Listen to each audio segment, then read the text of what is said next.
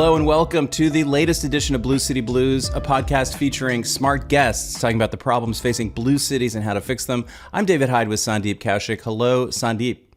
Hey, David. How are you? I'm good. Our guest today is journalist and political analyst Chris Cillizza. You know him from CNN, where he worked from 2017 to 2022. Before that, he wrote The Fix for the Washington Post for over a decade. And these days, you can find him on Substack. It's called So What? We should ask him about that, Sandeep. It's also the name of his YouTube channel.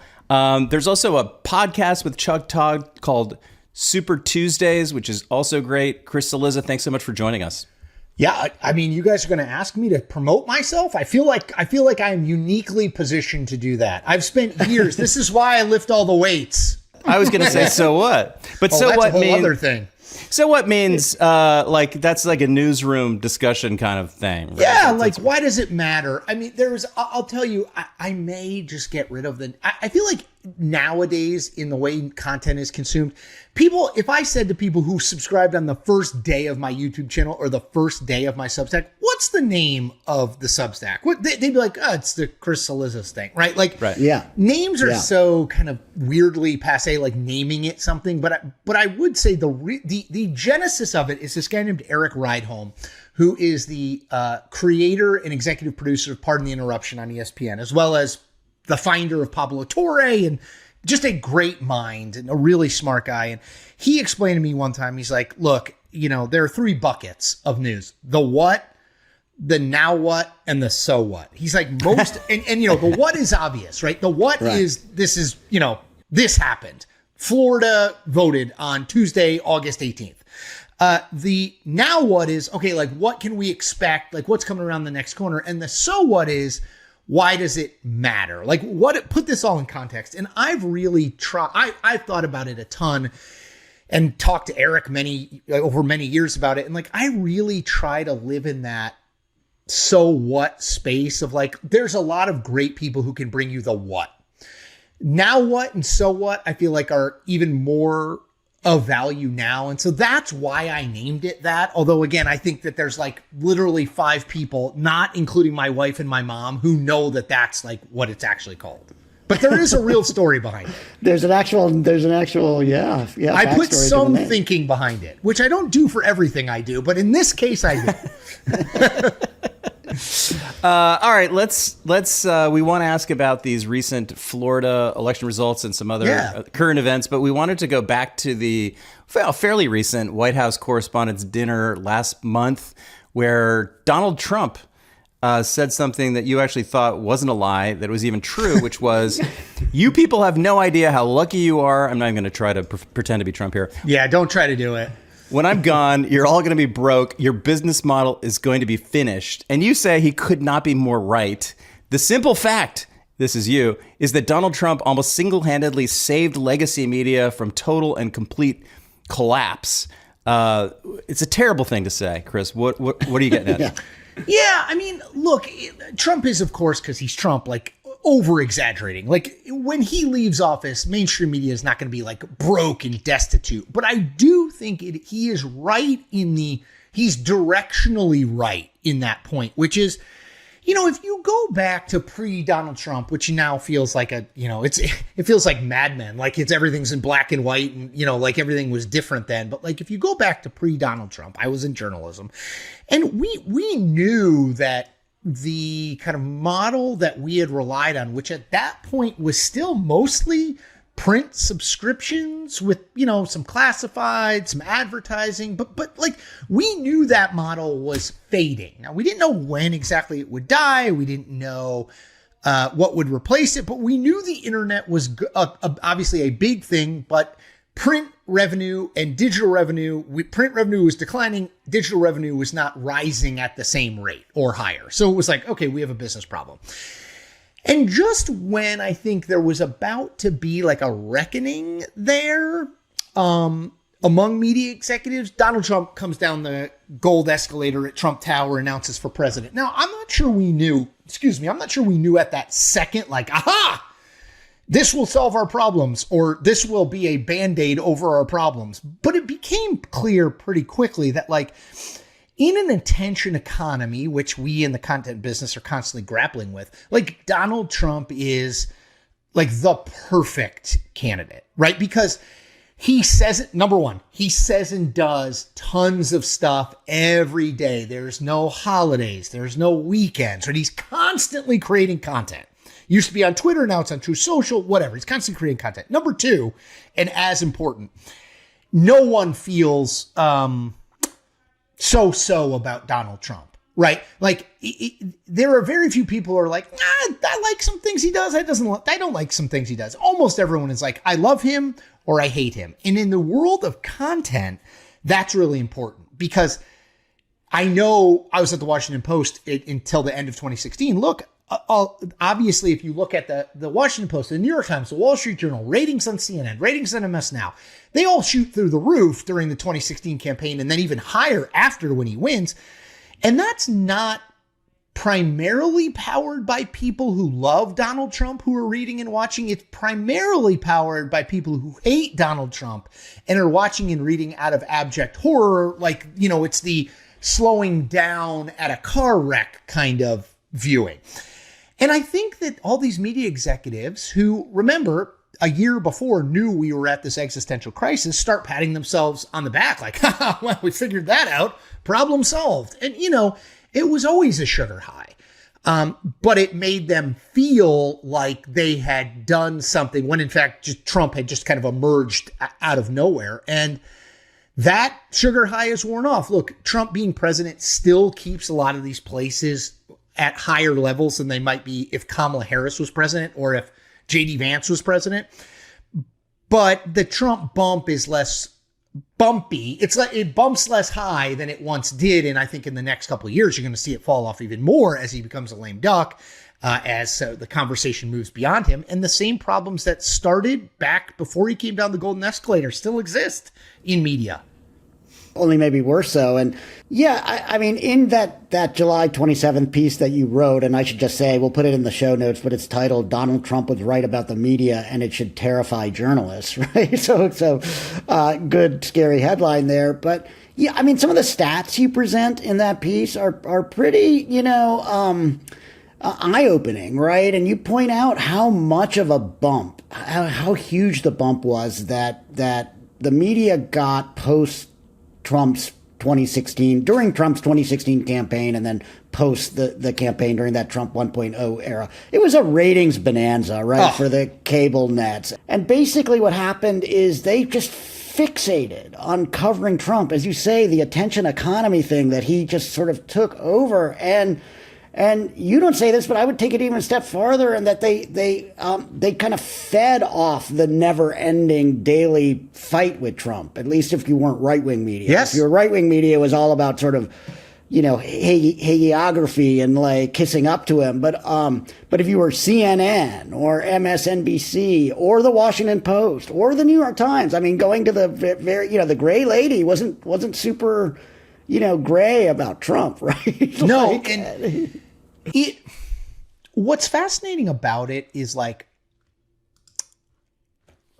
he was such a big story and he created so much content all the time that it allowed, I think, the mainstream media to pretend as though this wasn't all just a business decision. But what happened in that 2013 to 2015, like pre-Trump period, was the realization that mainstream media on the editorial side, not on the business side, but on the editorial side, we had been allowed to be convinced that we were basically a not-for-profit, that it was just for the public good. Don't ever have to worry about money because the money was so easily coming in.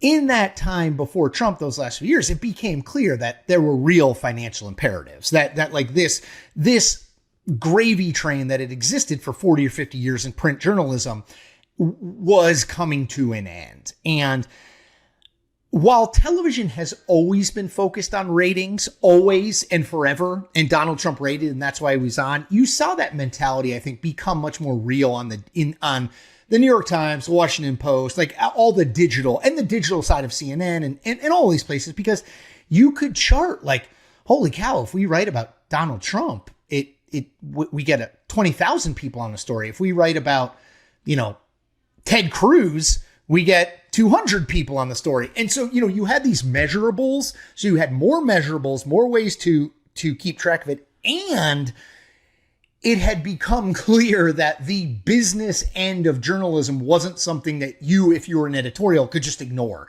And so, it was a parasitic relationship. Trump knew how to manipulate the media to get attention, and he knew he needed the media. The media, although they never would acknowledge it, understood that talking about Donald Trump endlessly shot ratings and page views through the roof, and talking about Hillary Clinton, pretty big figure, endlessly, did not. So what did they do? They talked about the one that made them money, got them clicks,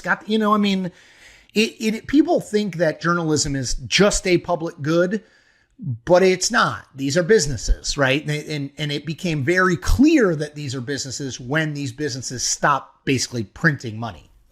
Even the not businesses, the nonprofits like NPR stations where I worked, they're concerned about numbers. They're concerned about audience because they rely on not just some radio spot / advertising dollars. They also have to get member contributions. And it was the exact same story at my NPR affiliate. The popularity of NPR is in inverse proportion to, the Democratic candidates. And when Republicans, especially Trump, win, boy, the numbers go through the roof. And then you have a bunch of program directors and the top brass folks acting like they did something to cause this, exactly. Genius programming decision that led to these changes, when you can just see how closely it tracks. And when you get around to those fundraising events, when people are saying kind of pledge to public radio right now, we're not the hype monsters that, we're gonna be this oasis of sanity in a sea of insanity. Everybody knows what you're talking about. I mean, you're partly talking about MAGA news, but you're also talking about the Trump administration and all the bullshit coming out of,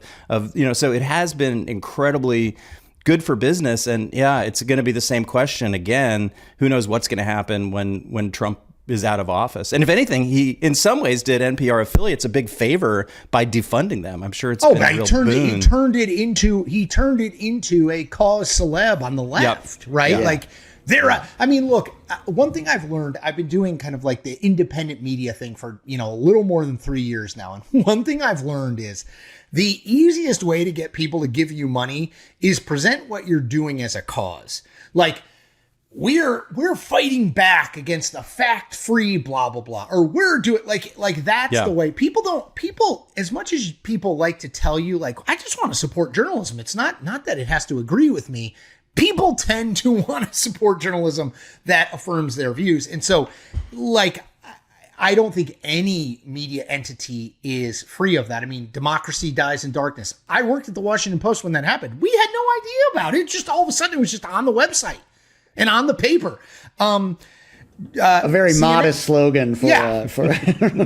CNN, when I was there, ran a whole campaign about, do you remember those ads where it was an apple and it said, like, this is an apple. Some people, wink, wink, Donald Trump, want to tell you it's not, but we are, and again, like, I didn't disagree with that, but you knew who it was targeted at, right? The kind of people, it was people who hated Donald Trump, who thought he was destroying democracy. And there was a level of, like, fan service to the coverage. And candidly, especially with the growth of independent media now, there's a massive amount of fan service. It's like some of these sites, every day, literally, they have a video saying, Donald Trump's health continues to deteriorate. I'm like, well, how long can his health deteriorate? Until something bad, it's like Donald Trump on death's doorstep 6 months ago. Donald Trump's on death's doorstep 3 months ago. Donald Trump's on death. Like, the reason they do it is because there's audience for it, right? And it's wish casting. One of the things I really loved about that particular piece you wrote about this sort of parasitic relationship between the traditional media and Trump, other than the fact that, it just seems self-evidently true, especially the way you lay it out in that case, is that part of what makes it sort of negative and parasitic in my mind is something you were just getting at, Chris, which is that at a time especially in that first term, when there's this huge bump, New York Times subscriptions are tripling or whatever the numbers were. Washington Post is getting this huge boost. I'm subscribing to all these things. All these people are to get their daily, fix of Trump resistance or whatever, stuff. It's also true that the credibility of the media is crashing, right? When you look at the Pew numbers about trust in the media, and not just on the Republican side, right? And I will say even people like me, I started kind of scratching my head going some of this stuff in the New York Times seems a little like you get the feeling like Trump could cure cancer tomorrow, and they would talk about, how, why hasn't he solved, Ebola or whatever.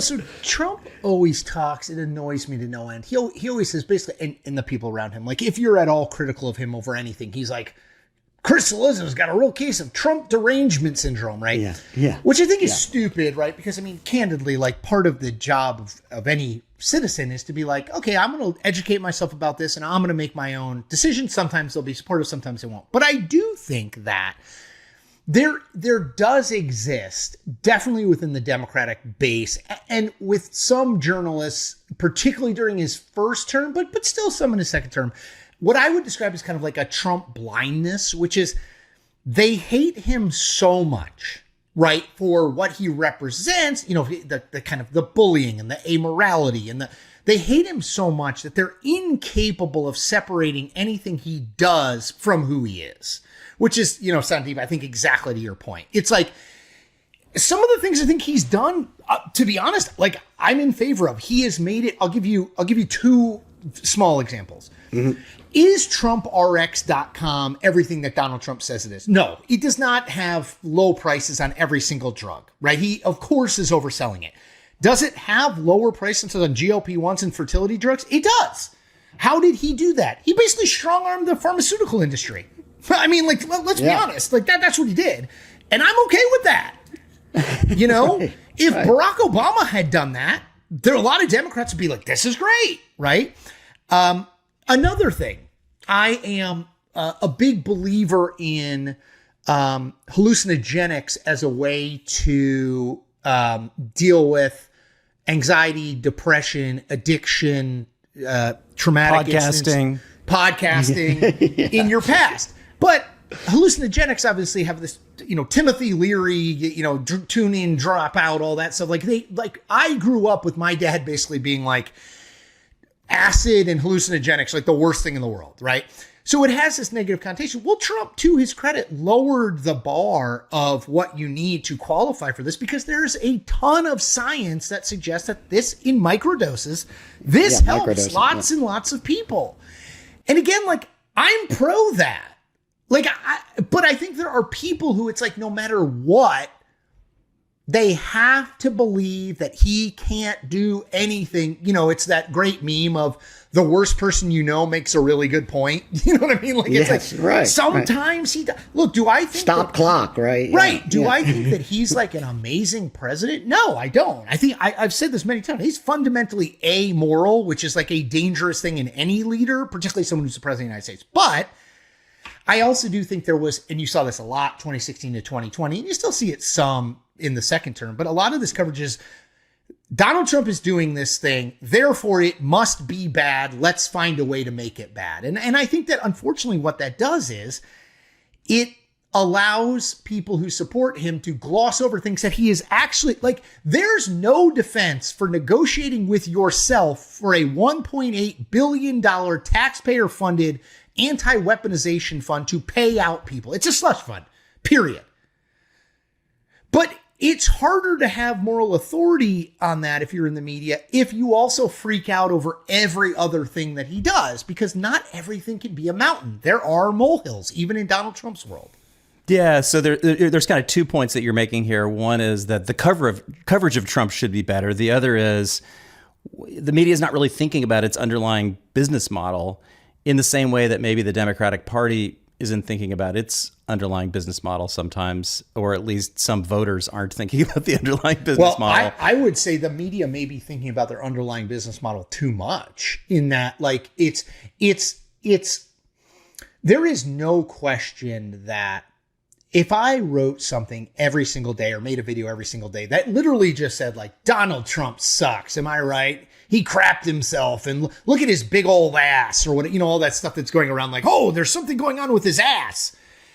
That would do better for me. And by better, I mean financially better. It would get me more subscribers, more attention, more page views, more money than me doing a breakdown of the Senate map. I mean, it just would. So I don't do that, but also I'm one person and I can kind of figure it out. If you're a big company and you have all this data, it's like, hey, when we write about Donald Trump smelling bad, we get 1 million page views, and we write about Donald Trump's policies on the environment, we get 500 page views.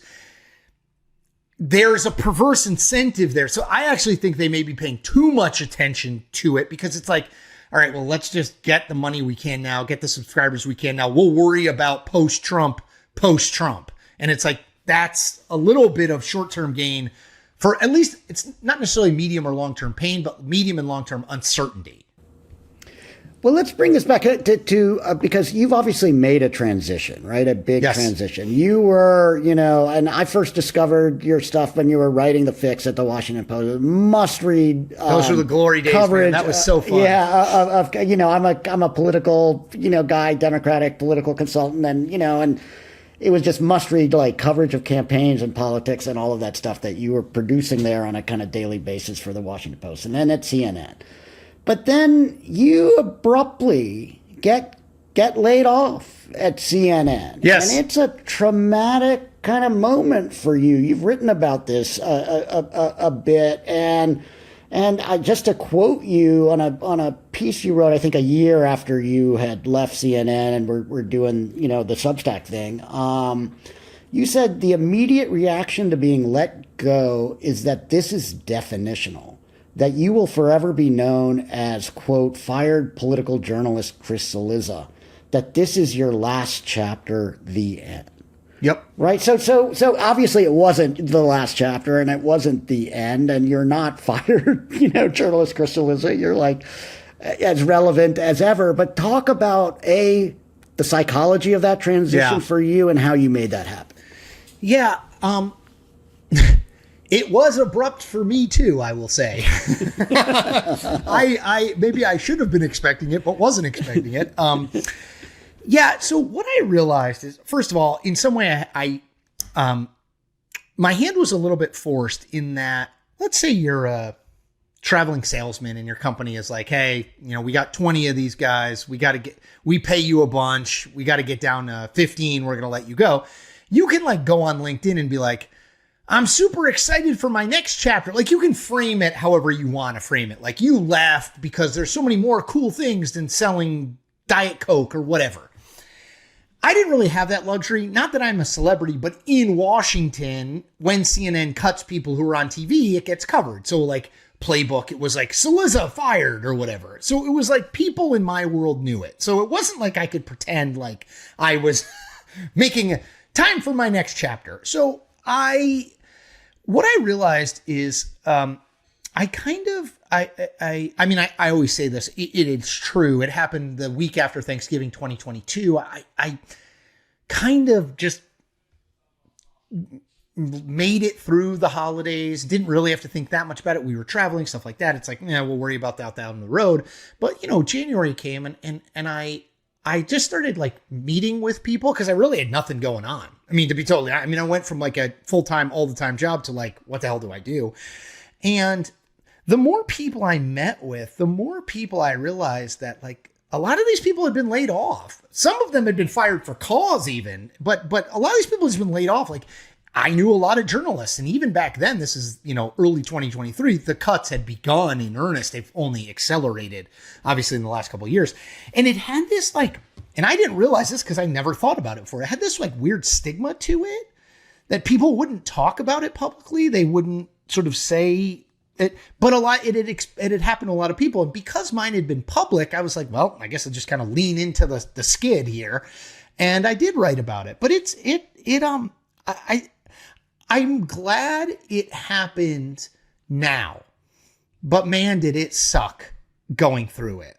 And I think we don't do a good enough job about that, about acknowledging that everybody is, I always say Instagram isn't real life, because if it was, everyone would be on vacation all the time, right? And happy all the time.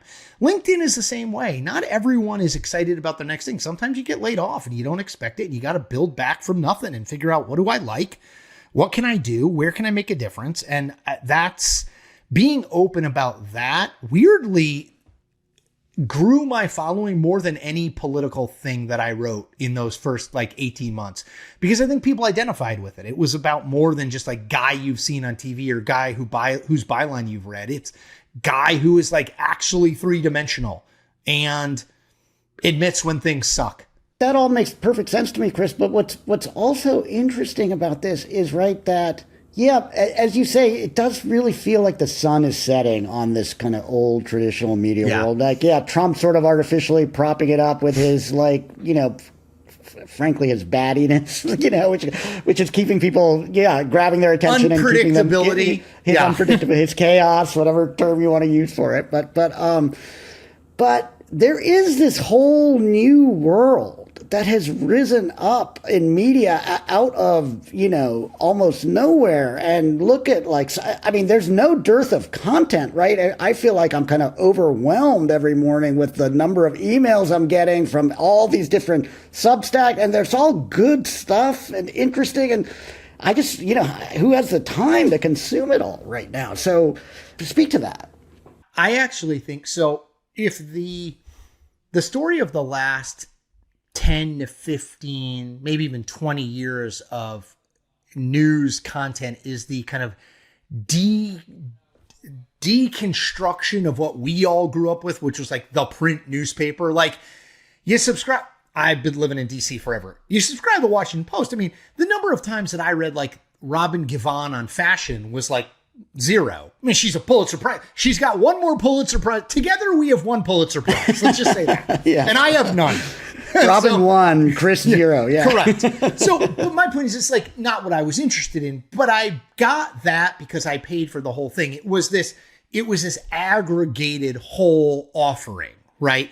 And what we've done with the internet as it relates to content is we've disaggregated that. First, we disaggregated it where it was okay, I only really want to read Tony Kornheiser. So I'm going to click on Tony Kornheiser's column and I can do that. I get in, I get out, I go to other things. I don't have to flip to find it. Oh, here are the box scores. Oh, here's this interesting story about the Nationals that I didn't think of. I just right, and just in case people don't know, Tony was a longtime Washington Post, longtime sports writer, sports columnist. Has a podcast now. Yeah. Very popular. And so but now it's like a scalpel. I could go in, read it, get out.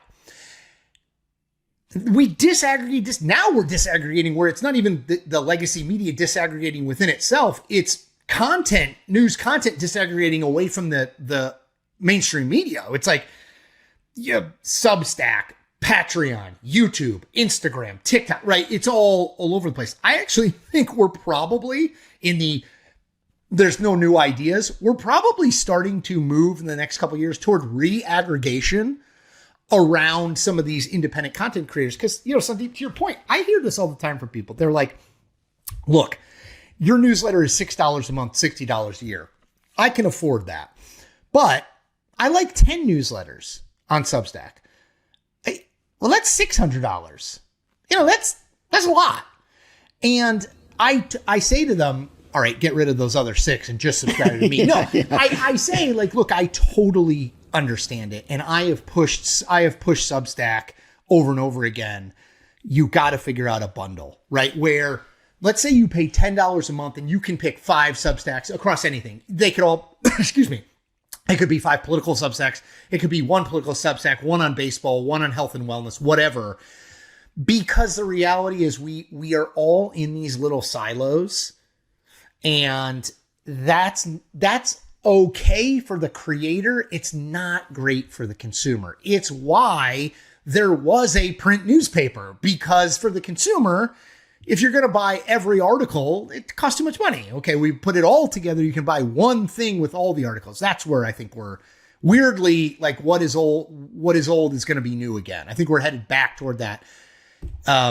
In some way, shape, or form. You already see it a little bit on YouTube, with all these collaborations on YouTube. that's in some ways kind of like audience sharing and like, hey, if you like this, you'll like that. The hard thing on that is nerdy point, but the financials, like, let's say they do you can subscribe to 5 things. It's like, well, did I bring them in or did somebody else bring them in? Should I get 40% of it or should I only get 20% of it? Like it's not easy on the finances end, but I think it's necessary. I was wondering what kind of reaction you got to the piece about Donald Trump. It reminded me a little bit, thinking about it. I got this chance to interview the novelist Carl Hiaasen one time. If you know him. I love him. Florida's own. About Florida, yeah. And I asked him this kind of iffy question, saying something like, there's all these horrible developers and evil politicians, et cetera, in your books, and they're just such amazing characters. Like, the question was something like, what would you do without them? Do you feel some kind of fondness or affection? I was kind of getting at the parasitic relationship between Hiaasen and these characters, and he just looked at me like, you fuckhead. Like, no, I hate them. What are you talking about? So I was thinking, like, is that the reaction you've gotten from mainstream media with this piece, insofar as folks have responded to it, or what have you heard? Yeah, I mean, I think the people who hate it don't tell me they hate it. It's like my favorite line from Bridesmaids. Why don't you act like a normal person and just talk bad about me behind my back? You know what I mean? Like, right. So I'm sure people have hated it. It's a civilized thing to do, exactly. Chris. We've been doing that for generations. Yeah. So I would say it's not like, I don't get a lot of people I know in media reaching out to me being like, hey man, you suck. I'm sure plenty of people who are in mainstream media were like, dude, whatever. Like, you're just doing whatever you can to make a buck. And, of course it's, and by the way, it now is. Now that you're just pissed that you're gone. They got rid of you. Right. And and I always try to say this. It is self-serving to say that the mainstream media is failing, or I don't mean failing in its editorial duty, but failing from a business perspective, because I'm in independent media. So like, yes, of course it serves me. If the mainstream media shrinks a little bit, then I can grow a little bit. So I totally acknowledge that. At the same time, I think the data is pretty clear on where legacy media is heading. I'll share some with you that I really like this way to think about it. This is someone who works at a very large mainstream media institution that if I named you would 100% know. I will not share that. But here's what they said. Look, the boat, which is the media organization, has already hit the iceberg. Okay, the boat of a mainstream media organization of 25 years ago is already sinking. The question is, can you, and their argument was, this is what any smart big media company is doing now, can you build next to the big boat a significantly smaller boat that still carries the positive traits of the big boat and can sail effectively for the next 15 or 20 years? Like, the debate about, like, we're not going back to I think of this all the time. I was an only child. Am an only child. I grew up in Connecticut. My parents and I would have dinner at the dinner table every single night. Dan Rather was on. Okay, my parents were a CBS family. Mm-hmm. We had the TV that had the 13 channels that you had to get up, no remote control. You had to like get up and click it. It was like 1 through 13, and only like 5 of them were like actually channels. The other ones didn't come in. But like, we're not going back to then, where it was like you got like 5, you got like 3 networks and like no cable. But we are going in the opposite direction, right? And so, can you build that boat, that smaller but still seaworthy boat that maintains the things that sort of people know you for and like you for? So to me, I'm not trying, I will say now, and I say all the time, we need mainstream media to survive. Period, full stop. I am not going to build a news gathering operation the likes of CNN or the Associated Press.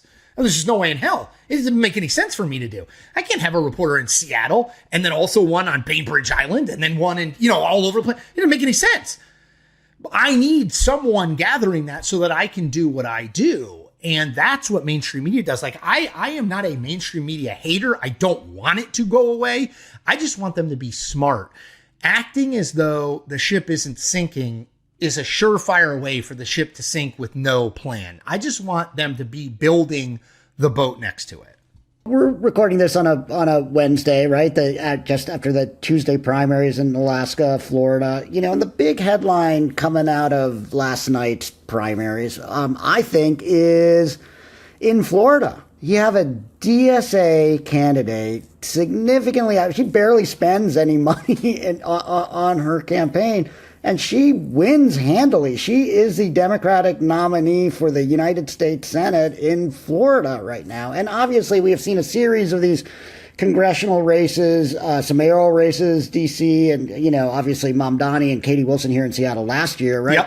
Yep. There seems to be a resurgence of this kind of DSA left within the Democratic Party right now. Yeah, that primary is super interesting because, Alex Vindman is a name a lot of Democrats and Republicans, but certainly a lot of Democrats know. He became this kind of quasi-celebrity. He testified during Trump's first impeachment trial. This is over the quote-unquote perfect phone call with Volodymyr Zelensky, who no one had heard of when Donald Trump was being impeached the first time and has obviously become a gigantic figure with the Ukraine war. Vindman moves to Boca Raton 2 years ago, and he clearly wants to run for office. His twin brother Eugene runs for office in Virginia and is a member of Congress now. They obviously have aspirations to do this. He gets down there because he is this celebrity and this anti-Trump figure. He raises a massive amount of money for a race that, even if he had been the nominee, is not an easy race. It's Florida. It's a long shot to win. Anyway, he raises all this money.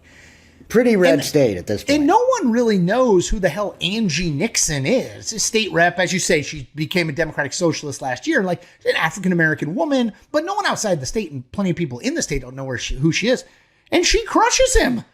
It's 56-44 or something, which I think speaks to two things. One, Vindman is a dummy because he had $7 million on hand at the end of July and he didn't spend any of it because they were trying to save it for the general election. Well, you got to win the primary before you win the general election. And two, yes, this has been proven again and again. And yes, for every Francesca Hong who loses in Wisconsin as a Democratic Socialist, I can give you 5 people who won as a Democratic Socialist or a Democratic Socialist aligned candidate in a Democratic primary over this period of time. There's no question that there's huge energy in that space in the Democratic Party right now. The question I think, and I'm fascinated by, is if you watched Alexandria Ocasio-Cortez last weekend, she did her first Sunday show interview in 2 years. Now, I always say to people, that's not because the Sunday show bookers weren't asking her to be on. It's because she chose not to be on. They probably have a standing request for her to be on every week, and she says no. So she chose to be on. That's strategic and important, number one. Number two, she says this line in there. First of all, she's asked about running for president. She says, I'm considering all possibilities, which is clearly her publicly opening the door. But she's asked about some of these views that the DSA has, abolishing the Senate, abolishing the Supreme Court, etc. And she tells this joking story about this guy I know, this, legislator in New York. He says, man, woke one was crazy, right? And then she laughs. And I think that's super important. Is what Alexandria Ocasio-Cortez or Bernie Sanders represent, is it the tenets of democratic socialism as explained on their website?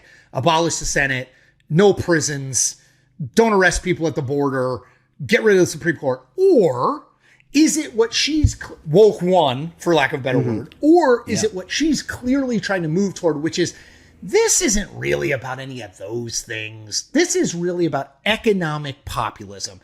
It's the millionaires and billionaires, like the Bernie Sanders, these people are getting rich. The system is unequal. We need to regulate it. I'm an outsider. I'm a fighter. The latter message is actually, I think, potentially one that can win. The former message, as I think she's recognized, is not one that can win. So what is it? What do people, Democrats and then more broadly the electorate, what do they think of when they think of her, Sanders, and democratic socialism? I think it's kind of up in the air. Yeah, it's interesting because I think voters think themselves to be really hopeful in nominating these sorts of candidates when sometimes it seems like an expression of hopelessness to me. Like here in Washington State, Republicans have almost no chance of winning statewide office, and yet the Republicans that we have, are really red. They're really fired up about MAGA and Trump, and they want to nominate the craziest of the crazies in some of these races, like the one that Marie Gluesenkamp Perez managed to flip.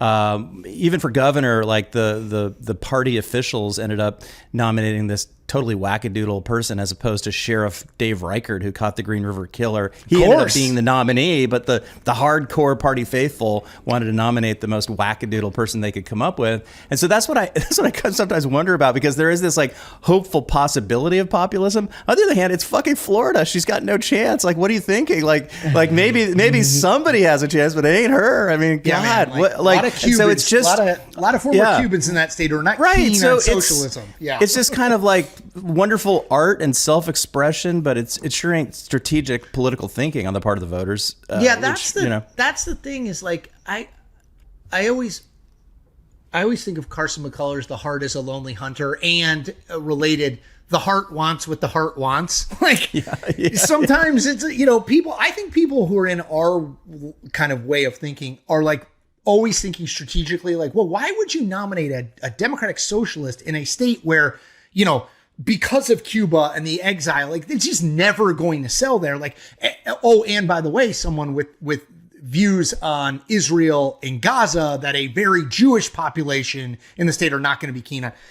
And I think it's like, yeah, the heart wants what the heart wants. The heart kind of wants, like, I'm sick of nominating these people that I'm told to nominate. Like, I think that if you do what I do, you cannot conflate how I look at politics with how a regular voter, Republican or Democrat, looks at politics. I spend way too much time with it. I overanalyze it way too much.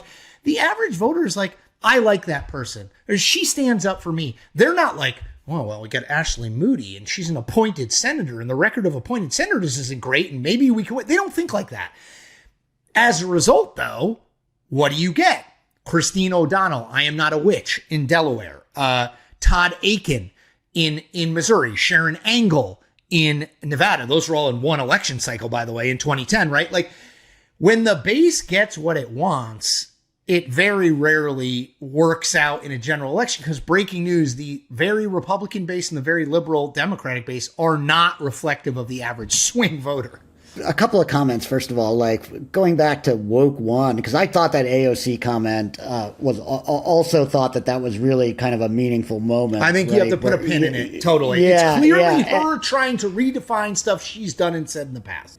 Yes, and she knows she has a liability there, right? Because she leaned pretty hard into woke one during the kind of peak woke 2020, circa 2020 period. But I also think it's pretty clear, even to the AOCs of the world, that woke one does not play politically, right? Nope. And you look at Francesca Hong, and like, she lost for several reasons in kind of a surprise upset to Crowley, but one of the big ones was the last couple of weeks of the campaign turned into kind of a referendum on her woke one commentary about canceling Thanksgiving. You just can't. Exactly right. Like, you gotta. Here's the thing. It's like the stupidest thing that happened in the Democratic Party between 2019 and 2023 was the idea of defunding the police. It's just not a mainstream, even close to a mainstream winnable point. They should have never said it. No one should have adopted it. And this is the same thing. It's like, yeah, you forget about those times. George Floyd is killed. They rename 16th Street Black Lives Matter Plaza in DC. Woke wasn't really a thing then. If it was a thing, it was like positive rather than pejorative, or neutral at best. You had Nancy Pelosi and all the leaders of on the Democrat side, like, kneeling, right, in memory of, like, the Kente cloth, Kente, right. And then you had, like, the Francesca Hongs of the world, who, look, she wasn't 25, she was 34, saying we should cancel Thanksgiving. It's like, that stuff clearly is not a majoritarian position. And Donald Trump, I always thought the most effective message Donald Trump ever had, because he's Donald Trump, he's incapable of sticking to it. But I always thought the most effective message he had was in 2024, on and off. He'd say things like, look, I'm not a liberal or a conservative Democrat or a Republican. I'm a common sense guy. He would say it about trans stuff. And like, whether you like or hate him, and again, I don't think anybody is in between those two, that worked. Like that was true. Because people would be like, wait, why do we have, like, I don't care if someone wants to be trans, but why would we have someone who's born a boy competing against girls and they're a foot taller? Do you know what I mean? Like it just, Yeah. And I think some of the stuff like, well, yeah, I mean, I think we've militarized the police too much, but I don't think we should not have any police. Like and so I think that he benefited from that. So I think what AOC is doing, and she is different than like a Bernie Sanders. She is different than a Zora Mamdani. She is different than a Francesca Hong. I think she has these ambitions and is smart enough to see, okay, I said this stuff. I will never win the White House if this is about me saying defund the police in a general election. So I got to figure out a way to frame this in a way, because it's simply not a majority position. You can, if you're on the left, you can hate that and say it should be. But again, like politics is about the art of the possible. It's not the world you want. It's the world we have. And a lot of lefties, especially, like to live in we won the moral argument. And I always say like, oh, okay, but Donald Trump is president. Do you know what I mean? Like the more your moral high ground, he has been able to do a whole hell of a lot with a Republican White House, House, and Senate. And you haven't. Just because we have you here, can I ask about the Alaska Senate race? Sure. And we're in Washington State here. It's close enough that we pay some attention to it here. So, Mary Peltola versus Dan Sullivan. What's likely to happen there, I guess, is one of my questions. What conclusions can we draw Dan from Sullivan. Yeah. I was going to say Mary Peltola versus Dan Sullivan versus Dan Sullivan. Right. As a political nerd, one of my favorite stories is that the incumbent senator from Alaska is Dan S. Sullivan, and there's a retired teacher who is also ostensibly running as a Republican named Daniel J. Sullivan, both of whom will be on the general election ballot because they came in the top three. Now, Daniel S. Sullivan got like 40-something% of the vote, the incumbent senator, and Daniel J. Sullivan got 3% of the vote, but they'll both be on the ballot because the top four advance in Alaska. I thought that result was really good for Peltola. I didn't see what she wound up with, but last I looked, she was over 50, like 51. That's it's a 16-way race, by the way. There are 16 candidates. Now, again, most of these candidates get 0.02% of the vote or something. But look, she damn near got reelected in 2024 against Nick Begich in a terrible year for Democrats nationally, right? Biden and then Harris kind of tanking. It was bad in Alaska. 26 is going to be a much better year to be a Democrat anywhere. And I think a Democratic consultant friend of mine noted this. They said the two Democrats who have outperformed the top of the ticket the most statewide in recent years are John Tester. Now, he lost, right? John Tester in Montana. In the race, he lost. He drastically overperformed Biden and Harris, but not by enough. And Mary Peltola. So she definitely has a trained ability, a demonstrated ability to appeal to voters who are not just Democrats. Because if you're just going to win the Democrats in Alaska, you're going to get like 38% of the vote. There's a million independents and there's a bunch of Republicans. I think she has a real chance there. And I would say this, like, the most fascinating scenario to me is, let's say Peltola wins and it's her victory makes the Senate 50-50, which would, again, give Republicans control because J.D. Vance, VP, also the president of the Senate, tiebreaker. Well, you know who else represents Alaska? Lisa Murkowski. And you know who hates Donald Trump? Lisa Murkowski. And you know who would be like, well, wait a minute, Mary Peltola just won as a Democrat. I'm up in 20. I think she's up in 28. I'm up in 28. I could run as an independent who caucuses with Democrats and potentially win. Well, now she switches parties. Now or moves to independent who caucuses with Democrats, which I think is what happened. Now it's 51D, 49R. Like, don't rule that out. Lisa Murkowski, who is close friends with Mary Peltola personally, she is absolutely watching that race to see her own political future. She's up in 28. I think she wants to stay around. I don't think she wants to leave, but she's not really a Trump Republican at all.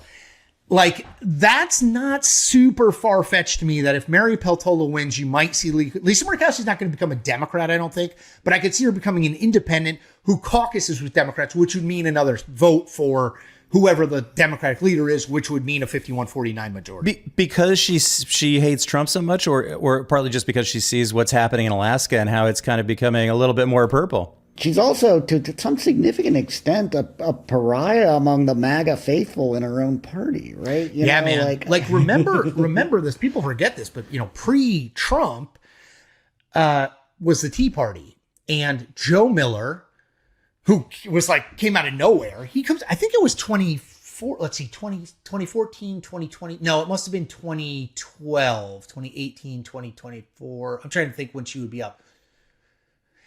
Maybe 2010. It might have been 2010. Regardless, pre-Trump, this guy named Joe Miller, who literally no one had ever heard of. And for people who don't know anything, Lisa Murkowski is Frank Murkowski's daughter. Frank Murkowski was the governor of the state, Republican governor of the state, Republican senator from the state, very well-known name in the state. She takes his seat. Joe Miller starts running, and we're like, Joe Miller? But it's in the Tea Party movement. And Murkowski is very much a moderate Republican, right? There aren't many, but she's one. Joe Miller beats her in the Republican primary. She runs a write-in independent candidacy in the general election and wins. That's the only reason she's in the Senate. She lost the Republican primary.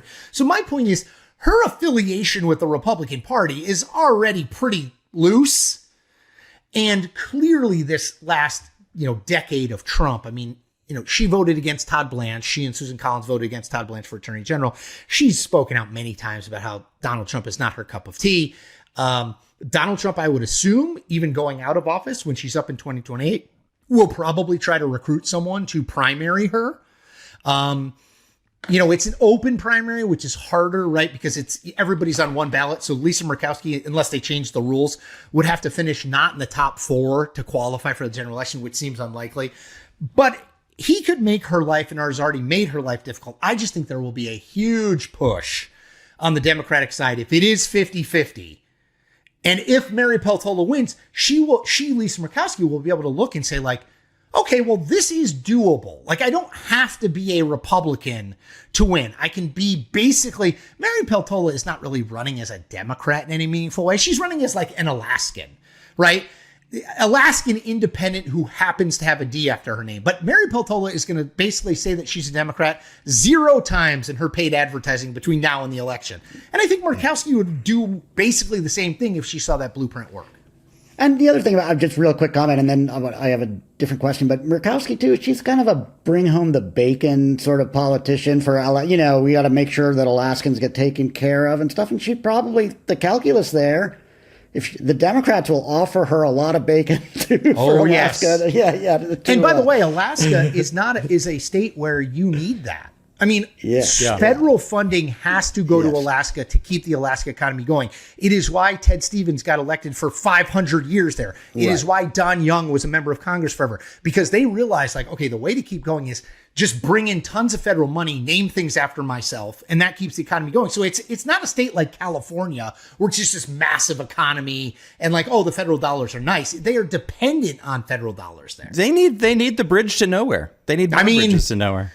I was just doing an interview with my friend Jonathan V. Last of the Bulwark, and we were making the case, it's the most counterintuitive thing ever, that the dumbest thing that Congress ever did in terms of being able to actually deliver things for people is getting rid of earmarks.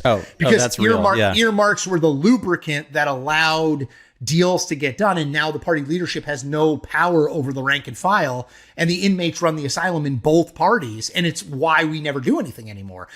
People are like, earmarks, bridge to nowhere, bare DNA. John McCain ran on this in 2008, and it's I get it. At the same time, it's are we willing to accept a smaller bad for a larger good, right? There are all these trade-offs, and I would argue we should bring earmarks back tomorrow. We won't, but. So I want to bring it back to this kind of DSA phenomenon, Chris, and the rise of it, because this is the 1 year, I think. Look, I'm a Democratic political consultant, right? I'm looking at the numbers, right? Trump's approval numbers are basically in free fall. He's down in the mid 30s. I saw a poll yesterday, it was at 33 or something like that. These are atrocious numbers. So if there's any year that Abdul El Sayed can win in a swing state like Michigan, it's the 2026, right? And so as a political consultant, my first thought is this fear, right? That the Democratic electorate is going to take the wrong lessons from a blue wave year in 2026, which is like, oh yeah, we should go all in on, going full, let our freak flag fly, right, on this stuff. And that could then set them up for a disastrous 2028 of now, on the other hand, right, the argument could be that when you look at Trump, I mean, there's no indication in this Trump 2.0 era that he has any intention of trying to meet the voters where they're at. Absolutely.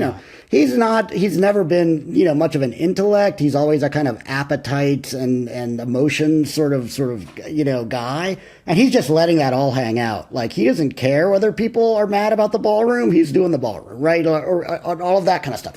And so I could see the next 2 years going really, really badly for Donald Trump and the Republican Party, to the point that the Democrats could nominate Karl Marx and win the American presidency, maybe. So where are you on that question? And the through line here, I think, about this conversation is so much of, whether it's the traditional media and how they exist right now, or whether it's our politics, all of this stuff is revolving around Trump and Trumpism. Like, all the stuff happening in the Democratic Party is all in some fundamental way a reaction to that. So where do you think it's all headed here? Short answer is I don't know. I mean, I always remind people, like, I thought that Hillary Clinton was going to beat Donald Trump in 2016 because every measure, polling, money, message, organization that we used as a way to monitor suggested she was going to win. It just happened to be all those measures were wrong, right? He was the exception to every thing I have been taught about politics. That said, here's what I think. It is one of the very few bipartisan things in politics is parties misreading elections, right? I mean, it's... Yes, totally.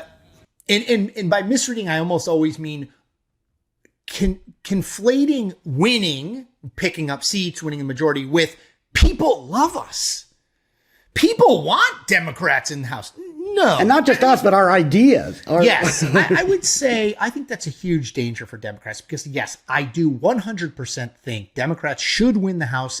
The Senate's a harder lift just because of where the states they have to win are, but it's definitely on the board and possible.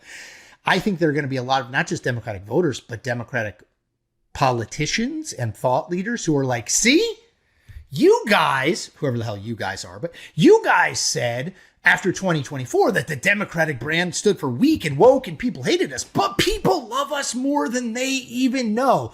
Now, that is not what that would tell them if they were being candid. All that this election is, do you like Donald Trump? No? Okay. Here's a way to put a check on him. Vote for the other party. This is in no way, shape, or form an affirmation of anything that the Democratic Party believes or will do. They are simply option B in a binary choice where most people don't want option A. That's it. Now, will they misread that? Probably, yeah. I give you Joe Biden in 2022 who said, see, people love me. We didn't lose as bad as we thought. I'm running again, when we know how that turned out. I do think presidential elections are different in that they could run Karl Marx thing. I don't think in a midterm, people really are focused on the other party. You're just the alternative to something they don't want. In a presidential, it comes down to you've nominated this one person, they've nominated this one person. Which person do I like more? Which person do I think relates to me more? Which person's policies speak to me more? It's much more of a choice than it is a referendum. And I think that the current Democratic thinking is way too Donald Trump focused. No matter what, I always say this to people, I think he's constitutionally banned from running in 2028. Okay. Could he start to try to? Sure. But I think ultimately it won't work. He's 80 years old. He doesn't sleep. He doesn't eat well. He doesn't exercise. He's in poor health. Actuarial tables will suggest Donald Trump is not going to be around forever. Democratic Party needs to now start. What are we for that has nothing to do with Donald Trump? Yes, I get you're going to be against. We're going to change the name of it back to the Kennedy Center. We're going to change the name back to the Gulf of Mexico. Whatever, man. But what are you going to do on social media, phones, and our kids? What are you going to do on our public education system? What are you going to do on immigration? That isn't what Joe Biden did, right? That's somewhere between Donald Trump and Joe Biden. The only person that I see doing that right now, who I think will run in 2028, is Rahm Emanuel, former mayor of Chicago, former member of Congress, former Obama chief of staff. Now, I don't think Rahm Emanuel's in the top tier. He's not in the second tier. But at least he's talking about ideas of what the Democrats will do on real problems facing the public, as opposed to what I mentioned before. Donald Trump shits himself. Or the woman who's like standing next to him, like she has a buzzer in her scarf to wake him up when he falls asleep. Like, man, I get that people on the left online get off on all that stuff. They're going to vote for whoever the hell Democrats nominate in 2028, no matter what. Those are not the voters you need. You need to reach voters who don't hate Donald Trump like the base does, who want to know, like, why the hell is gas $4.20 a gallon here? Probably more in Seattle. Why the hell are grocery prices not lower? Why are we beating the crap out of people who are American citizens? Like, why is my kid's public education failing and China's getting ahead? Why aren't we addressing AI and the challenges it poses, not just to me and my work, but to my kids? Like, focus on that. Don't get blinded by Donald Trump. And that, to me, is, I think, what Democrats should focus on. They're not yet. We'll see if they do after the election. Okay, well, we are at time, in fact, over time. And, I could keep this conversation going forever, but we've already asked for too much of you, Chris. So, Chris Cillizza, thank you so much for coming on today and talking the media and politics with Blue City Blues. I mean, it's a dream to talk about politics and media. My kids sometimes ask me what I do for a living, and I say, well, mostly talk. And they're like, people pay you for that? And I'm like, look, I'm as surprised. As surprised as you are. Yeah. As a Democratic flack, I used to say I lie for a living, but yeah. Yeah. Thanks, everybody. Take care. Thank you so much. Thanks, Chris. That's it for another edition of Blue City Blues. He's Sandeep Kaushik. I'm David Hyde. Thanks, everyone, so much for listening. And a special thanks for helping us make the jump to video by donating at patreon.com/Blue City Blues. Okay, bye.